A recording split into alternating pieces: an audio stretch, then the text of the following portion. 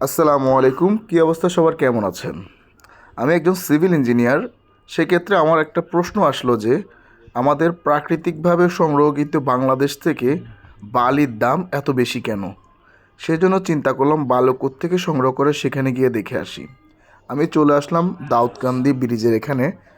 সেখানে এসে দেখলাম আপনার ট্রলার থেকে বালু সংগ্রহ করার জন্য, সে বালি সংগ্রহ করতে গিয়ে দেখা যাচ্ছে হাজার হাজার মানুষ নিয়োজিত। যেখানে অন্য অন্য দেশ হলে এখানে প্রযুক্তির ব্যবহারের মাধ্যমে অত্যাধুনিক মেশিন ব্যবহার করলে অনেক কম লাগতো, শ্রমিক কম লাগতো, যার ফলে আপনার খরচটাও কমে আসতো। তাই আমাদেরকে বর্তমান সময়ের দিকে লক্ষ্য করে আমাদেরকে খেয়াল রাখতে হবে, কস্টিং কমিয়ে আনার জন্য অবশ্যই আমাদের প্রযুক্তির উপর নির্ভরশীল হতে হবে।